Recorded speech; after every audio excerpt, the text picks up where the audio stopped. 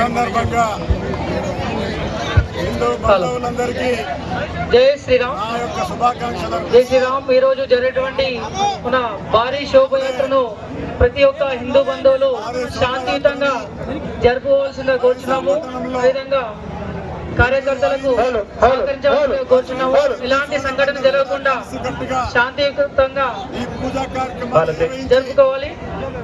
శోభాయాత్ర మన ప్రారంభం ఎమ్మెల్యే చాలా సంవత్సరాలుగా అదేవిధంగా ఎమ్మెల్యే మరియు ఎంపీ గారిని మన వచ్చి ఒక 2 నిమిషాలు మన సంస్కృతి సాంప్రదాయాల్ని శోభయాత్రని ప్రారంభించాల్సిందిగా కోరుచున్నాము. అందరూ కూడా హిందూ బంధువులందరూ కూడా దీన్ని పాటిస్తూ జై శ్రీరామ్. ఈరోజు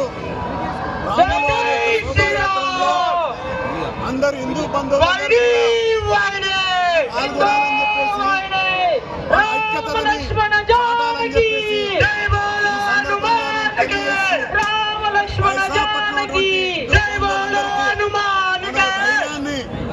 రాములు వారు ప్రసాదించాలని చెప్పేసి, అదే మాదిరిగా ఈ దేశంలో హిందూ బంధువులందరికీ మొత్తం 33 కోట్ల దేవతల యొక్క ఆశీర్వాదాలు ఎప్పుడు ఉండాలని చెప్పేసి నేను కోరుతా ఉన్నాను. జై శ్రీరామ్. చెప్పాలా?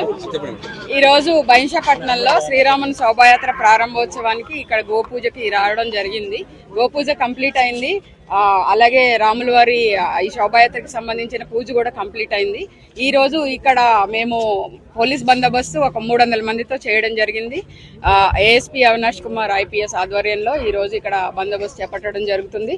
అన్ని రకాల ఏర్పాట్లు చేశాము. ఈవినింగ్ వరకు ప్రశాంతంగా కంప్లీట్ అయిపోతుంది. Thank you.